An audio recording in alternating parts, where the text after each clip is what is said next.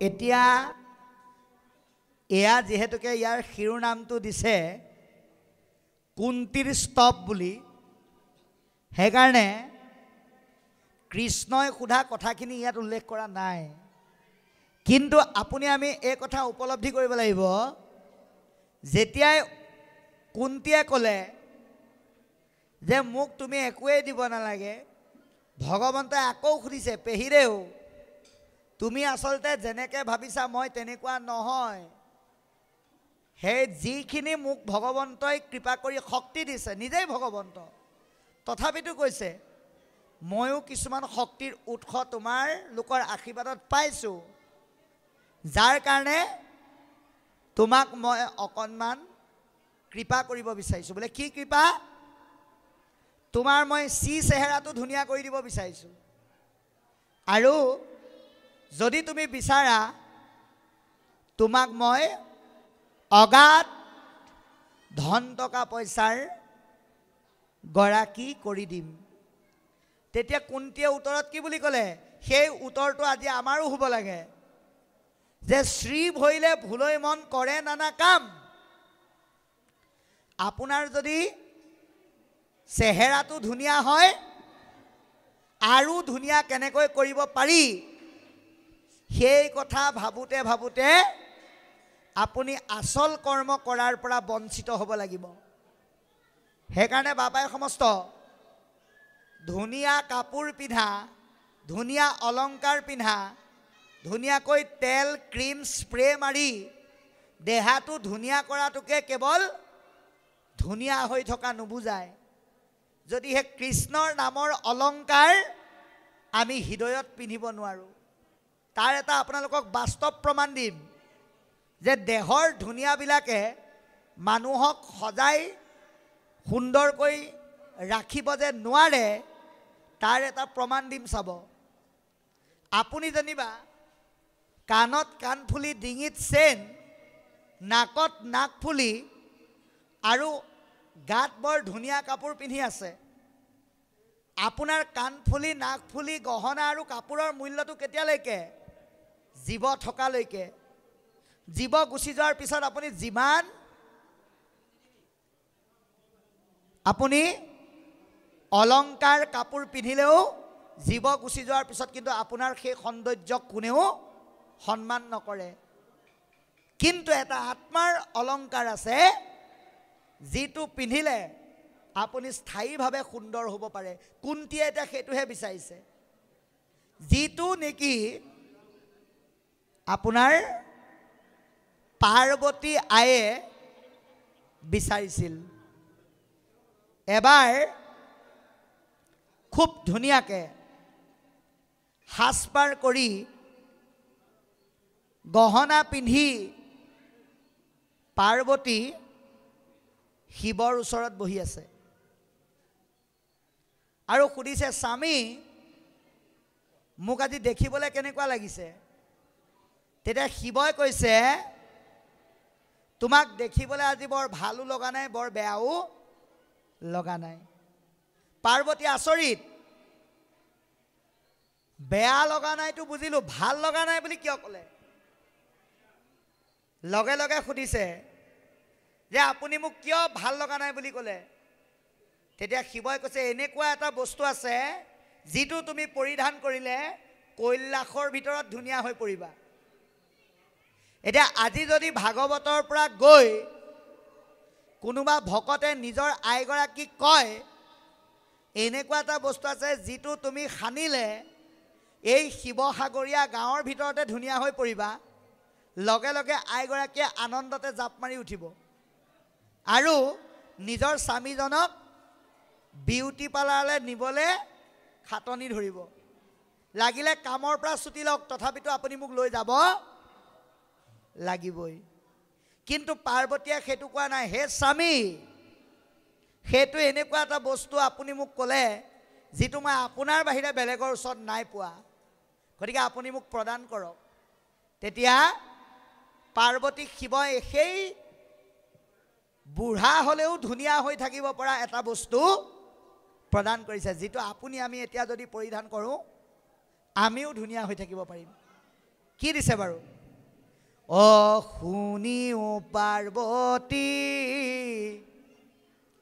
তুমি আবে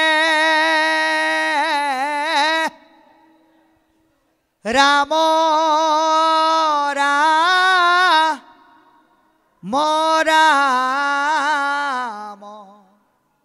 বোলা যেবে তোমাৰ বদন হইবে ক শ্ৰেষ্ঠ মূল্য ৰাম ৰাম ৰাম ৰাম বুলি ৰামতে ৰমোহো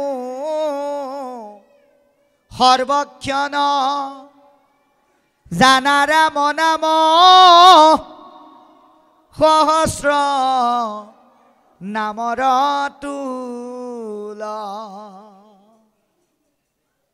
গতিকে ঈশ্বৰৰ নাম এনেকুৱা এটা শক্তি আছে যিয়ে নেকি আপোনাক ভিতৰৰ পৰা ধুনীয়া কৰি ৰাখিব এতিয়া কুন্তীয়ে সেইকাৰণে কৈছে মোৰ চেহেৰাটো তুমি ভাল কৰি দিব নালাগে সেইটো যদি ভাল কৰি দিয়া তাক আৰু ভালকৈ ভাল কৰিম বুলি ভবা আশাত থাকোঁতে মই তোমাৰ নাম ল'বলৈকে পাহৰি যাম সম্পদটো নপাৰো লৈবে কতজু নাম গতিকে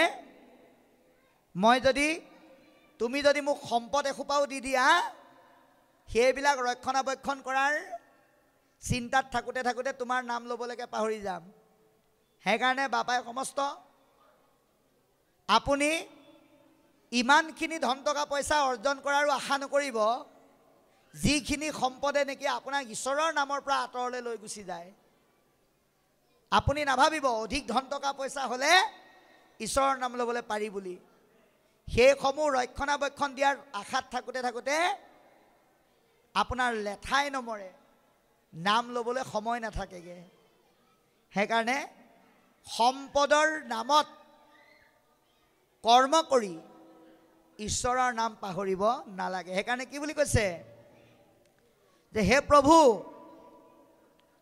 তোমাৰ কথাটো মই প্ৰকৃত কথাটো কওঁ শুনা জগতৰে আত্মা অন্তৰ্যামী মহাহৰি নিজৰ ৰূপ অংশে জগততে আছা অৱতৰি যে প্ৰভু আচলতে তোমাক মই কি দিব লাগে সেইটো মই ক'বই নালাগে তুমি অন্তৰ্যামী ভগৱন্তই সকলোৰে অন্তৰৰ কথা জানে আমি তেওঁক বেলেগে বিচৰাৰ প্ৰয়োজন নাই সেইকাৰণে তেওঁ অন্তৰ্যামী তেওঁ কেৱল হৰিয়ে নহয় হৰিৰো হৰি তেওঁ মহাহৰি এই জগতত আপোনাক আমাক কৃপা কৰি অৱতাৰ ধাৰণ কৰি নিৰ্গুণ যদিও তেওঁ কিছুমান গুণ লীলা কৰিছে সেইকাৰণে কৈছে প্ৰভু তুমি যে এই জগতলৈ অৱতাৰ লৈ আহিছা অজ্ঞানতাত থকা মানুহবিলাকে কি কৰিছে তোমাৰ সম্পৰ্কে বিভিন্ন ধৰণে কৈছে কোনোবাই কি বুলি কৈছে কেহু বোলে বংশ বিস্তাৰী বা যাদৱৰ কেহু বোলে কিৰীতি বহাই বা পাণ্ডৱৰ কোনোবাই কৈছে তুমি বোলে তোমাৰ যাদৱ বংশ বিস্তাৰৰ কাৰণে আহিছা কোনোবাই কৈছে তুমি পাণ্ডৱৰ গুণ গৰিমা ঐতিহ্য অটুট ৰাখিবৰ কাৰণে আহিছা গতিকে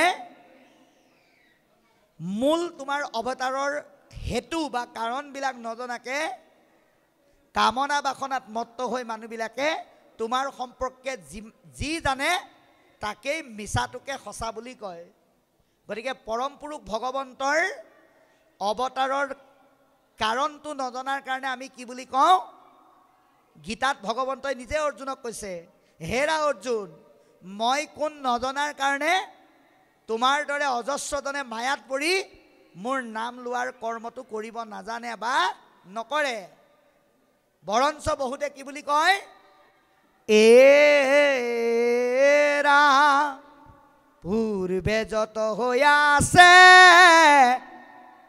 হইবে ক যতে ক পাছে পূৰ্বাপৰ জানো ধনঞ্জয় ইহাকন জানি নৰে মোকে সে মনুষ্য বোলে কতো বোলে দৈৱ কি তনয়। হে অৰ্জুন,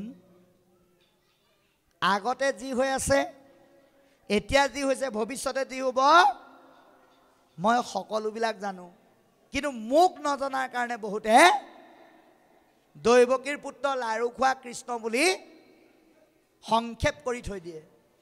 গতিকে কামনা বাসনাত মত্ত হোৱা মানুহবিলাকে ঈশ্বৰৰ অৱতাৰ লোৱাৰ কাৰণবিলাক নাজানে। গতিকে আমি ভগৱন্তৰ পৰা কামনা কৰিব লাগে। কামনা দুই প্ৰকাৰৰ। কি কি বোলে? কাম কামনা আৰু প্ৰেম কামনা। কাম কামনা মানে ধন দিয়া, জন দিয়া, ঐশ্বৰ্য দিয়া, বিভূতি দিয়া, পুত্ৰ দিয়া, ভাৰ্যা দিয়া, যিমান পাৰা প্ৰভু তুমি মোক দিয়ে থাকা, সেইটো হ'ল কাম কামনা। কিন্তু প্ৰেম কামনাত সেইটো নাই। প্ৰেম কামনাত কি আছে? নিস্বাৰ্থতা আছে। এ ৰাম নামাগুহু সুখ ভোগ নালাগে মুকুতি তোমাৰ চৰণে মাত্ৰ থাকুক ভকতি তজু ভক তৰ সংগ নেৰু সৰ্বক্ষণ এতেকে প্ৰাৰ্থনা কৰো তোমাৰ চৰণ। হে প্ৰভু, আমাক একোৱেই নালাগে, কেৱল তোমাৰ চৰণৰ ধূলি আৰু তোমাৰ ভকতৰ সংগ দিয়া, তাৰ বাহিৰে আমাক একো নালাগে। এইটো কামনা আমি কৰিব লাগে। এইটো কামনা কি বুলি কৈছে? প্ৰেম কামনা বুলি কৈছে। সেইকাৰণে কুন্তীয়ে কৈছে, আচলতে তুমি এই ধৰাধামলৈ কেলে আহিছা কওঁ শুনা। অনন্ত চৰিত্ৰ কথা কৰিবা প্ৰচাৰ, শ্ৰৱণ কীৰ্তন কৰি তৰুক সংসাৰ। ভগৱন্তই বিভিন্ন ৰূপত অৱতাৰ লোৱাৰ কাৰণটোৱে হ'ল তেওঁ অৱতাৰ লৈ কৰা গুণলীলাবিলাক যাতে জীৱ সমস্তই, বিশেষকৈ জীৱশ্ৰেষ্ঠ মানুহে গায় আৰু শুনি এই দুৰ্জয় সংসাৰ যাতে তৰিব পাৰে, সেইকাৰণে ভগৱন্তই অৱতাৰ লয়। সেইকাৰণে কৈছে যে হে প্ৰভু, সঁচাকৈ আজি আনন্দিত। কেলৈ? সমস্ত জীৱক তুমি নিস্তাৰিবে পতি জানিলো ইবাৰ দিবা সমস্তকে গতি বা মুকুতি। সমস্ত জীৱক নিস্তাৰ কৰিবৰ কাৰণে ভগৱন্তই অৱতাৰ লৈ আপোনাক আমাক গতি দিয়াৰ ব্যৱস্থা কৰিছে। কেৱল আমি তাক ল'বলৈ যত্ন কৰিব লাগিব। এতিয়া কুন্তীয়ে কৈছে যে হে প্ৰভু, তোমাৰ নাম যোনে যি অৱস্থাতেই নলওক, যদি কোনোবাই শুনে, কোনোবাই গায়, কোনোবাই স্মৰণ কৰে, কোনোবাই যদি গোৱা শুনি পেলাই আনন্দও কৰে, সকলোকে তুমি কৃপা কৰা। আজি আপোনালোকে নাভাবিব আমি ভাগৱত আমাৰ বাপ জনাই বা আপোনাৰ পাঠকসকলে পঢ়ি আছে বুলি আমি কৈ আছোঁ বুলি ভগৱন্তই কেৱল আমাকহে যে কৃপা কৰিব তেনেকুৱা কথা নহয়। কাক কাক কৃপা কৰিব চাব, যাৰ মনলৈ আজিৰ এই তাৰিখটোত ভগৱন্তৰ কথা শুনাৰ অনুষ্ঠান পতাৰ চিন্তাটো মনলৈ আহিলে তেওঁলোকক কৃপা কৰিব। যিসকলে ভকত নিমন্ত্ৰণ কৰিবলৈ দূৰ দূৰণিলৈ গ'লে তেওঁলোকক কৃপা কৰিব।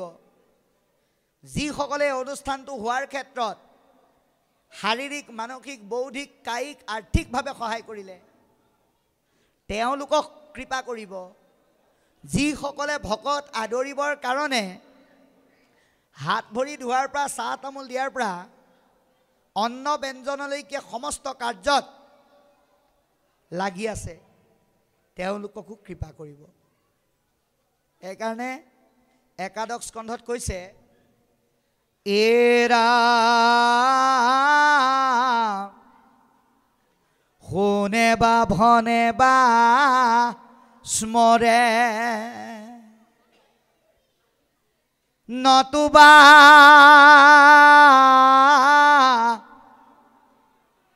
আদৰে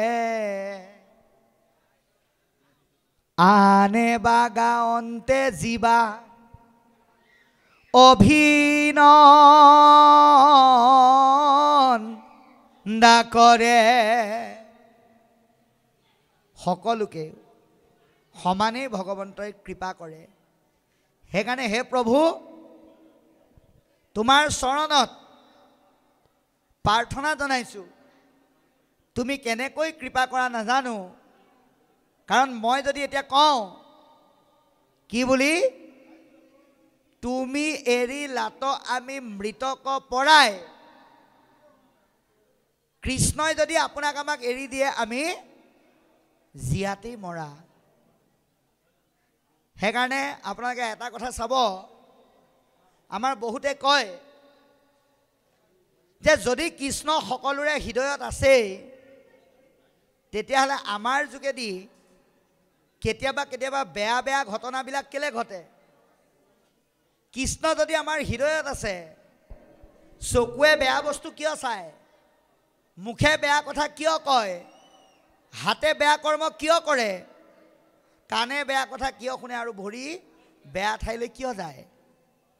ইয়াৰ তত্ত্বতে আজি অৰ্থটো সোমাই আছে যে ভগৱন্ত সকলোৰে হৃদয়ত আছে, কিন্তু ৰাখিব নাজানিলে তেওঁ দূৰতে বিদূৰ। মানে কথাটো এনেকুৱা, আপুনি জানিবা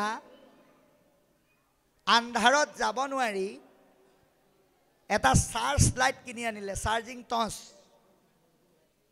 এতিয়া এই চাৰ্জিং টৰ্চটো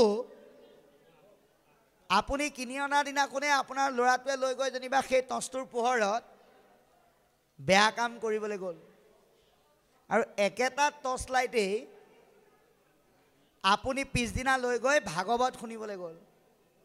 টৰ্চ লাইট কিন্তু এটাই, বেয়া কাম কৰিবলৈ যোৱাজনকো পোহৰ দিব, নাম গাবলৈ যোৱাজনকো পোহৰ দিব। এতিয়া পোহৰটো কেনেকৈ ধৰি ৰাখে সেইটো আপোনাৰ ওপৰত নিৰ্ভৰ কৰিব। গতিকে ভগৱন্ত সকলোৰে হৃদয়তে আছে, কিন্তু আপুনি যদি ধৰি ৰাখিব নোৱাৰে তেতিয়াহ'লে গণ্ডগোল হ'ব বুলি কৈছে। সেইকাৰণে কুন্তীয়ে কৈছে যে হে প্ৰভু, তুমি যদি আমাৰ পৰা গুচি যোৱা তেতিয়াহ'লে আমি মৃতপ্ৰায়, নগ'লে যাদৱ বংশ মৰে সমুদায়। যদি তুমি কেৱল আমাৰ স্নেহতে থাকিও যোৱা তেতিয়াহ'লে যাদৱ বংশও মৃতপ্ৰায় হ'ব। গতিকে মই তোমাক যাবলৈও নকওঁ, থাকিবলৈও নকওঁ, যি ইচ্ছা তুমি অন্তৰ্যামী ৰূপে কৰা। কিন্তু তোমাৰ আৰু আমাৰ মাজৰ যিডাল স্নেহৰ সম্বন্ধৰ জৰি, সেইডাল ছেট কৰিবা সঁচা, তাত মোৰ কোনো ক'ব লগা নাই। এটাতেই মোৰ আক্ষেপ আছে, তোমাৰ চৰণ যে সেৱা কৰিবলৈ নাপাওঁ, সেইটোতেই মোৰ মনত দুখ আৰু আক্ষেপে ক্ৰিয়া কৰিছে। গতিকে তোমাৰ চৰণত এটাই প্ৰাৰ্থনা জনাওঁ, যিটো প্ৰাৰ্থনা আমি সকলোৱে ভগৱন্তক ক'ব লাগে, আন দেৱ ধৰ্মত নযাওক মূৰ মতি। আজি কুন্তীয়ে কৰা প্ৰাৰ্থনাটো কেৱল কুন্তীৰ বুলি নাভাবিব, আপুনি আমিও ভগৱন্তক সেইটোৱে প্ৰাৰ্থনা কৰিব লাগে, প্ৰভু এই দুৰ্জয় কলিযুগত জন্মগ্ৰহণ কৰাৰ পিছত আমাৰ মনটো যাতে ঈশ্বৰৰ বিপৰীতে অন্যলৈ যাতে নাযায়, এই প্ৰাৰ্থনা আমি ভগৱন্তক কৰিব লাগিব। অন্য দেৱতাৰ মাজলৈ আমাৰ চিন্তাবিলাক নগৈ কেৱল কৃষ্ণতেই যাতে স্থিতপজ্ঞ হয়, তাৰ কাৰণে আমি প্ৰত্যেকজন ব্যক্তিয়ে চেষ্টা অব্যাহত ৰাখিব লাগিব। গতিকে এনেধৰণৰ প্ৰাৰ্থনাৰে এটা কথা কৈছে, কি বুলি, যে গংগা যমুনা আদি নদীবিলাকে গতি কৰে। ক'লে গতি কৰে? সাগৰলৈ। কিন্তু বিভিন্ন সুঁতিয়ে সাগৰলৈ যোৱাত নদী উপনদীবিলাকক বাধা দিয়ে। গতিকে কি বুলি কৈছে, আন দেৱ ধৰ্মৰ পৰা মনটো তোমাত যাবৰ কাৰণে চেষ্টা কৰোঁতেও আমাকো বিভিন্ন ঘাত প্ৰতিঘাত সংঘাত মায়াৰ তাপে বাধা দিব পাৰে। সাগৰলৈ যাওঁতে নদীবিলাক যেনেকৈ বিভিন্ন জজিৰ সন্মুখীন হয়, বাধাৰ সন্মুখীন হয়, আমিও যাতে সেই বাধাবিলাকক বাধা বুলি নাভাবি তোমাৰ যোগেদি সেই সংসাৰ তৰিব পাৰোঁ, সেইকণ কৃপা আমাক তুমি কৰিবা। গতিকে আমিও ভগৱন্তক সেইটোৱে ক'ব লাগে, সংসাৰত আপুনি আমি সন্মুখীন হোৱা মায়াযুক্ত আপদ বিপদ দুৰ্গতিবিলাকৰ পৰা ভগৱন্তই আমাক ৰক্ষা কৰিবলৈ আমিও কুন্তীয়ে ঈশ্বৰক প্ৰাৰ্থনা কৰাৰ দৰে, ভগৱন্তক ব্ৰহ্মাই স্তুতি কৰাৰ দৰে আমিও তেওঁক মাতিব লাগিব। কেনেকৈ? তেওঁৰ নামেৰে মাতিব লাগিব। কি বুলি? আপোনালোকে সদায় মাতি থাকে, আজিও মাতকচোন ঈশ্বৰক তেনেকৈ, তেতিয়াহে কুন্তীয়ে কৰা প্ৰাৰ্থনা আপোনালোকৰ যোগেদিও ভগৱন্তই শুনিব। যে কুন্তীয়ে ভগৱন্তক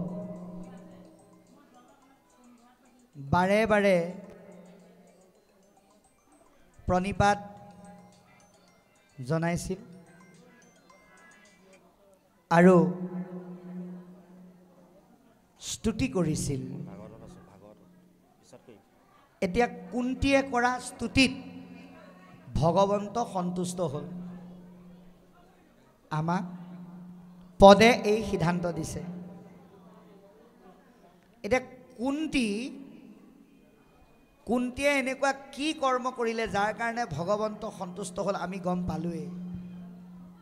কিন্তু কুন্তীৰ কি বস্তুত ভগৱন্ত সন্তুষ্ট হ'ল, সেই বস্তুটো কিন্তু আমিও ঈশ্বৰক কৰিব লাগিব। অৰ্থাৎ কুন্তীৰ এটা বস্তুতেই ভগৱন্ত সন্তুষ্ট হ'ল, সেইটোৱে হ'ল ভকতি। আপুনি আমি ভগৱন্তক সন্তুষ্ট কৰিবলৈ হ'লে আমি ভকতি কৰিব লাগিব। এতিয়া ভকতি আমি যে এই 15 দিন এমাহ কষ্ট কৰি এই অনুষ্ঠানভাগ আয়োজন কৰিলোঁ প্ৰত্যেকেই, আজি যে আমি আমাৰ বহুমূলীয়া সময় খৰচ কৰি এনেধৰণে কৃষ্ণ কথা শুনাৰ এটা পৰিৱেশ সৃষ্টি কৰিলোঁ, এই পৰলৈকে যে আমি ইয়াত সকলো বহি আছোঁ, ইয়াৰ মূলতে কি বোলে ভকতি। এই যে ভকতি ভকতি কৰি আছোঁ মানেনো কি, এইটো আমি প্ৰত্যেকে জানিব লাগিব। আমাক যে কৈছে ভকতি কৰিব লাগে, ভকতি মানেনো কি? ভকতি মানে হ'ল, এটা কাহিনীৰ যোগেদি ক'লে আপোনালোকে ভাল পাব, যে এজন দিন মজুৰ কৰা ব্যক্তি তেৰাই এদিন এখন গৃহস্থৰ ঘৰত কাম কৰিবলৈ গৈছে। হাতত কোৰখন লৈ পেলাই বাৰী চফা কৰি আছে গৃহস্থৰ আদেশ মতে। কিন্তু 12 বজাৰ লগে লগে যেতিয়া নামঘৰত দবাটো কোবাই ভকতে যেতিয়া নাম গাবলৈ আৰম্ভ কৰে, তেওঁ কিন্তু কোৰখন থৈ হাতকেইটা জোৰ কৰি বাৰীতেই ৰৈ থাকে। তেতিয়া এপাকত আহি পেলাই গৃহস্থই দেখি পেলাই কি বুলি ক'লে, হেৰা দিন মজুৰ কৰা ব্যক্তি, মই তোমাক অথনিৰ পৰা প্ৰত্যক্ষ কৰি আছোঁ, তুমি দবাটো কোবোৱাৰ পৰা এই পৰ্যন্তলৈকে হাতকেইটা জোৰ কৰি পেলাই ৰৈ আছা। এটা কথা মনত ৰাখিবা, তোমাৰো কামৰ শ্ৰমৰ মূল্য এনেই অহা নাই, মোৰো পইচা এনেই অহা নাই। গতিকে তুমি এনেকৈ কিয় ৰৈ আছা মোক কোৱা। তেতিয়া তেওঁ কৈছে, মই ঈশ্বৰ প্ৰয়াণ এজন ব্যক্তি ভগৱন্তক শ্ৰদ্ধা প্ৰেম কৰি নাম গাই ভাল পাওঁ, কিন্তু কেৱল পেটৰ তাৰণাত পৰিয়ালক পোহপাল দিয়াৰ দায়িত্বৰ প্ৰতি লক্ষ্য ৰাখি মই দিন মজুৰ কৰিব লগা হৈছে। তে গৃহস্থৰ মনত সেই মানুহজনৰ প্ৰতি ভাল ভাৱ উপজিল, আৰু যাৰ কাৰণে কি বুলি ক'লে যে তুমি কাইলৈ আৰু পৰহিলে কামলৈ আহিব নালাগে, তোমাক মই 2 দিনৰ মজুৰি দিছোঁ, তুমি ঈশ্বৰৰ নাম ল'বা। আৰু পিছদিনা তেওঁ এনেকুৱা এটা নামঘৰলৈ গৈছে য'ত গুৰুজনাই প্ৰসংগ কৰিব। এই নামঘৰটোত গৈ তেওঁ পোৱাৰ লগে লগে ভকতসকল গোট খাইছে। তাত যথাসময়ত নামো আৰম্ভ হৈছে। নাম শেষ হোৱাৰ পিছত গুৰুজনাৰ আহ্বান মৰ্মে 2জন ভকতে তেওঁক বাটচৰাৰ মুখতে প্ৰসাদৰ পাত এখিলা দিছে। আৰু তেওঁ কি বুলি কৈছে যে মই এই নামঘৰৰ প্ৰসাদ গ্ৰহণ কৰিব নোৱাৰোঁ। বোলে কিয়? বোলে ইয়াত ভকত আছে, ভকতি নাই। সব আচৰিত। য'ত গুৰুজনাই প্ৰসংগ কৰিছে তাত ভকতি নাই, এইটো কি কথা? তেতিয়া ভকতসকলে গুৰুজনাকে সুধিলে যে প্ৰভু গুৰুদেৱ মানুহজনে প্ৰসাদ নাখালে, বোলে কেলে? বোলে আমাৰ ইয়াত বোলে ভকতিয়ে নাই। তে ভকতিনো ক'ত পাম? লগে লগে শংকৰদেৱে ক'লে ভকতি মই তোমালোকক দিব নোৱাৰোঁ, কাইলৈ তোমালোকে মাধৱদেৱৰ ঘৰলৈ যাবা, তেওঁ তোমালোকক ভকতি দিব। পিছদিনা মোনা বস্তা থৈলা য'ত দি আছে চব লৈ ভকতসকল মাধৱদেৱৰ ঘৰলৈ গৈছে ভকতি আনিবলৈ। গৈ পালেগে, মাধৱদেৱে তেওঁলোকক দেখাৰ লগে লগে সুন্দৰকৈ সেৱা কৰি পাদ্য অৰ্ঘ্য অচমনি কৰি উপযুক্ত আসনত বহুৱাই সেৱা শুশ্ৰূষা কৰি বিদায় দিলে। পিছদিনা আকৌ একেধৰণে নামঘৰত যেতিয়া মানুহ গোট খালে, তেতিয়া ভকতসকলে গুৰুজনাক কৈছে, কৃপাল গুৰু আপুনি কালি মাধৱপুৰ বহাপুৰ ঘৰলৈ ভকতি আনিবলৈ পঠাইছিলে, আমি মোনা বস্তা চব লৈ গ'লোঁ, কিন্তু তেওঁ আমাক ভকতি নিদিলে। তেতিয়া গুৰুজনাই কৈছে তোমালোক যোৱাৰ লগে লগে কি কৰিলে? বোলে যোৱাৰ লগে লগে আমাক হাত ভৰি ধুৱাই সেৱা শুশ্ৰূষা কৰি উপযুক্ত আসনত বহুৱাই মান্যতা কৰি বিদায় দিলে। বোলে ভকতি সেয়াই। গতিকে আমি যদি অন্তৰৰ পৰা সেৱামূলক ভাৱনা ৰাখোঁ কুন্তীৰ দৰে, আমি ঈশ্বৰক পাবলৈ সক্ষম হওঁ। যাৰ কাৰণে ভগৱন্তই কুন্তীৰ ভক্তিত সন্তুষ্ট হৈ কি কৰিলে? দ্বাৰকালে নাযাওঁ বুলি সিদ্ধান্ত ল'লে। আৰু মনতে ভাবিলে গুপ্ত হত্যা পাতকত নিৰূপিত যুধিষ্ঠিৰৰ মনত স্থিতপজ্ঞ কোনো বিশ্বাস আৰু ঈশ্বৰীয় শক্তিৰ প্ৰতি থকা পৰম সত্যৰ ধাৰণাটো এতিয়াও আনিব পৰা নাই। তেওঁ কেৱল কি কৰিলে? চব মই কৰাই আছোঁ বুলি ভাবি আছে। এই ভবাটোকে তেওঁ পৰমাৰ্থিক দৃষ্টিৰে ভাবক। অৰ্থাৎ সমস্ত কৰ্ম যে ঈশ্বৰৰ দৃষ্টিত চলি আছে, এই বস্তুটো যুধিষ্ঠিৰৰ মনত সৃষ্টি কৰিবৰ কাৰণে সকলোকে লগত লৈ কি কৰিলে? ভগৱান কৃষ্ণ কুৰুক্ষেত্ৰৰ স্থানলৈ গমন কৰিলে, য'ত পিতামহ ভীষ্ম হৰশয্যাত পৰি মৃত্যুৰ ক্ষণ গণি আছে। গতিকে কি বুলি কৈছে?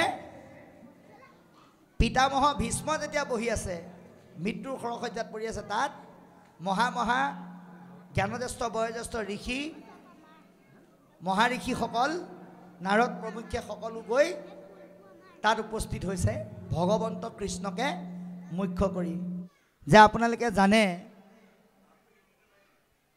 যে নাৰদ প্ৰমুখ্যে বিভিন্ন ঋষি সভাসদ পিতামহ ভীষ্ম পৰি থকা সেই স্থানত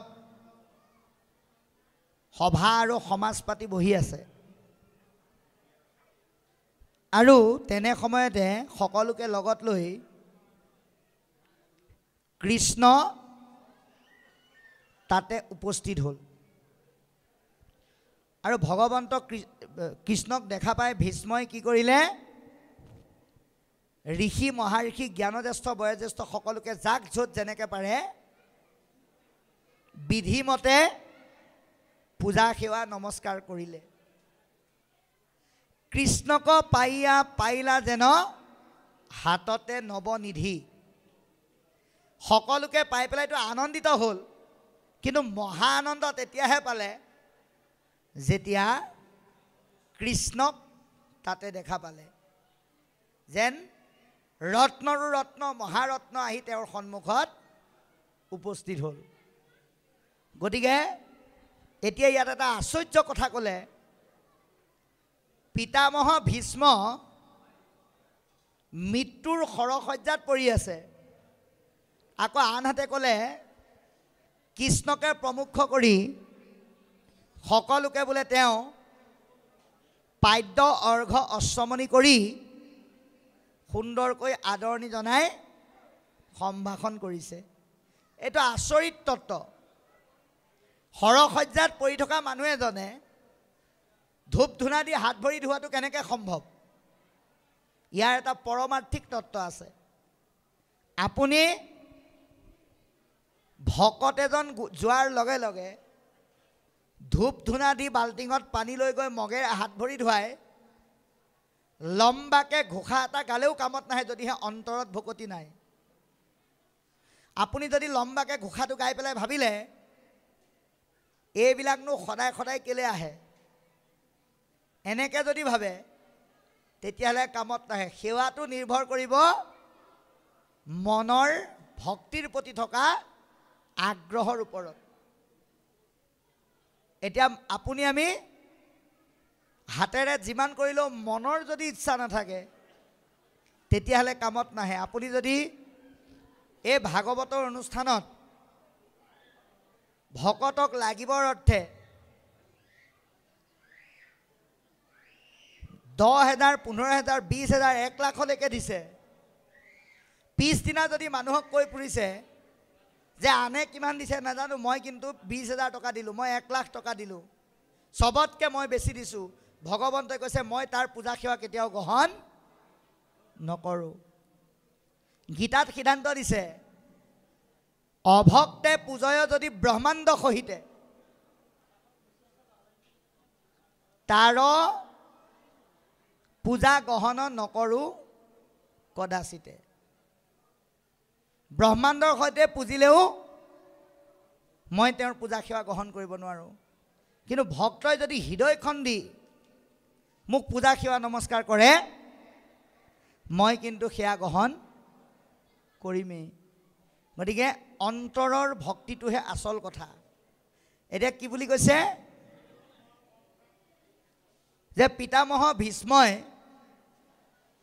শৰসজ্জাত পৰি থকা দেখি পঞ্চ পাণ্ডৱৰ দুখ লাগিছে সজল নয়নে ভীষ্মক চাই আছে আৰু ভীষ্মই সকলোকে সম্বোধন কৰি পেলাই ক'বলৈ আৰম্ভ কৰিছে হে সভাসদসকল বিধিৰ লিখন নাযায় খণ্ডন কুন্তীক কৈছে হে আই কুন্তী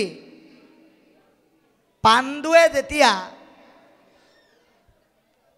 সংসাৰ এৰি থৈ গুচি গ'ল যেতিয়াৰে পৰা তুমি বিধৱা সাজ পিন্ধিব লগা হ'ল তেতিয়াৰ পৰা তোমাৰ বিলাই বিপত্তি নাইকিয়া হ'ল পুত্ৰসকলক লগত লৈ তুমি ইমান লঘু লাঞ্ছনাৰ সন্মুখীন হ'ব লগা হ'ল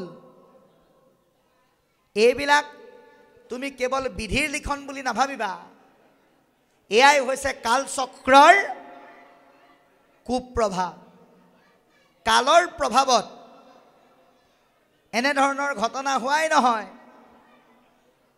অঘটনবিলাকো যিমানবিলাক ঘটিছে সকলোবিলাক কালৰ প্ৰভাৱতে হয় গতিকে এই কালনো কি বা কালনো কোন এই কথা আজি এওঁলোকক দেখুৱাৰ যোগেদি আমাক দেখুৱাবলৈ যত্ন কৰিছে যে পৃথিৱীত যিমানবিলাক ঘটনা পৰিঘটনা বিপদ আপদ হৈছে সমস্তখিনি কালৰ প্ৰভাৱত হৈছে। গতিকে কালে কৰি অহা ঘটনা পৰিঘটনাৰ সমস্তবিলাক বুজাবৰ কাৰণে কি বুলি কৈছে যে য'ত ধৰ্মৰাজ যুধিষ্ঠিৰ আছে, য'ত বিকুদৰ ভীম আছে, য'ত গান্ধীৱধাৰী অৰ্জুন আছে, য'ত কৃষ্ণ আছে, তাত এনেকুৱা দুখযুক্ত আপদবিলাকে কিয় ক্ৰিয়া কৰিলে। বাবাই সমস্ত ভাবকচোন, এই পঞ্চপাণ্ডৱৰ লগত কৃষ্ণ থকা সত্ত্বেও তেওঁলোক কিয় বনবাসী হ'ব লগা হ'ল, কিয় ইমান দুখ পাব লগা হ'ল। ইয়াৰ মাজত কিন্তু এটা তত্ত্ব সোমাই আছে যে ভগৱন্তই আটাইতকৈ বেছি দুখ ভকতক দিয়ে আৰু দুখ দি পেলাই পৰীক্ষা কৰি চায়। এই পৰীক্ষাত আপুনি যদি উত্তীৰ্ণ হ'ল তেনে ঈশ্বৰৰ পৰা কৃপা পাব। এতিয়া 5 পাণ্ডৱক যদি আপুনি একোজন যদি বীৰ বুলি ভাবি থয় তেতিয়াহ'লে ভুল হ'ব। 5 পাণ্ডৱৰ লগত 5টা ভকতীয়া গুণ আছে, যিকেইটা গুণ আপুনি যদি আহৰণ কৰিব পাৰিলে তেতিয়াহ'লে আপুনি কৃষ্ণৰ কৃপা পাব। 1 নম্বৰ পাণ্ডৱজনৰ নাম কি? যুধিষ্ঠিৰ। অৰ্থাৎ আপুনি ভগৱন্তক সন্তুষ্ট কৰি তেওঁৰ কৃপা পাবলৈ হ'লে আপুনি প্ৰথম স্থিতপ্ৰজ্ঞ হ'ব লাগিব। কঠিন শিলটো যেনেকৈ স্থিৰ হৈ থাকে কোনোবাই নৰলালে, আপুনিও ভগৱন্তৰ ভক্তিত অচৰতল হৈ থাকিব লাগিব। কোনো বিচলিত শক্তিয়ে আপোনাক লৰাব নোৱাৰিব। এই স্থিতপ্ৰজ্ঞতাটো থাকিব লাগিব।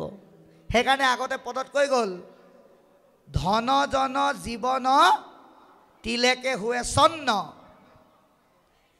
আমি পাৰ্থিৱ জগতত পোৱা পইচাবিলাক সদায় একেজন মানুহৰ লগত নাথাকে। আপোনাৰ হাতত আজি 1 লাখ টকা আছে, কাইলৈ হয়তো 100 টকা হৈ যাবলৈ আছে। আৰু জন সা সম্পত্তিবিলাকো কালৰ কুপ্ৰভাৱ পৰিলে আপোনাৰ অগাধ সম্পত্তিৰ গৰাকীজনো এদিন ভিক্ষাৰী হৈ যাব পাৰে। আৰু এই আমাৰ বহুমূলীয়া জীৱনটো, আমাৰ জীৱনক কি বুলি কৈছে? ভাগৱতৰ প্ৰথম স্কন্ধতে আপোনালোকে পাইছে উপদেশত,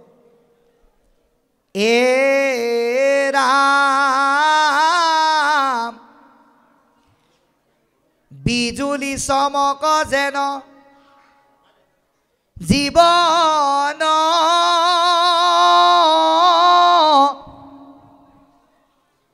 অথিৰ কৈতকে তীক্ষ্ণে পৰে ইহেন শৰীৰ। আমাৰ জীৱনটো বিজুলীৰ পোহৰৰ দৰে, এই আছে এই নাই।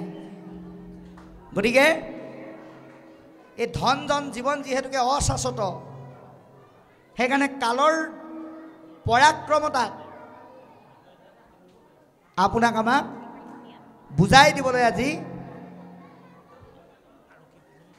পদে যত্ন কৰিছে। সেইকাৰণে কালনো কোন বুজাই দিছে যে ব্ৰহ্মা হৰু মোহ যাই যাহাক বিচাৰন্তে। ব্ৰহ্মা বিষ্ণু মহেশ্বৰো মোহাচন্ন হয় যাক বিচাৰোতে। সেই কাল কোন? দুহাটো ধৰিয়া ভীষ্মে মেলিয়া আঙুলি চিনাইবে লাগিলা কাল ঈশ্বৰ আংকে বুলি। দুহাতেৰে আঙুলি মেলি চিনাকি কৰি দিলে কালনো কোন। কাল মানে আমি যদি বিজ্ঞানী দৃষ্টিভংগীৰে চাওঁ, কাল মানে হৈছে সময়। আধ্যাত্মিক দৃষ্টিৰে যদি চাওঁ, কাল মানে হৈছে ঈশ্বৰ। কালৰো কাল মহাকাল। সেইকাৰণে এই কালৰ পৰাক্ৰমতা বুজিবলৈ হ'লে আমি দ্বিতীয়জন পাণ্ডৱ হ'ব লাগিব। কোন? ভীম। ভীমক বিশল আৰু খোৱাৰ পিছতো তেওঁ কিন্তু হজম কৰিলে। গতিকে আপুনি আমি ভক্তি পথত যাত্ৰা কৰোঁতেও এই বিশল আৰুৰ দৰে বিভিন্ন ধৰণৰ নক'বলগীয়া কথাই আপোনাৰ অন্তৰত আঘাত দিব। ভীমে হজম কৰা দি আপুনি হজম কৰিব পাৰিব লাগিব। আৰু অৰ্জুন মানে আপুনি কৃষ্ণৰ ৰস অৰ্জন কৰিব পৰাৰ চিন্তাৰে এই কথা শুনিব লাগিব। নকুল মানে আপোনাৰ মনত জাত্যা অভিমান থাকিব নালাগিব। সহদেৱ মানে আপুনি সহনশীল হ'ব লাগিব। এই 5টা গুণৰ যদি আপুনি অধিকাৰী হয়, তেতিয়াহ'লে আজি ভীষ্মই এওঁলোকক চিনাই দিয়াৰ লগে লগে কৃষ্ণক যেনেকৈ এখেতসকলে চিনি পাইছে, আপুনি আমিও ভগৱন্তক তেনেকৈ চিনি পাব পাৰিম আৰু চিনি পাব লাগিব। তেনেধৰণে আমি ভকতি কৰিব লাগে।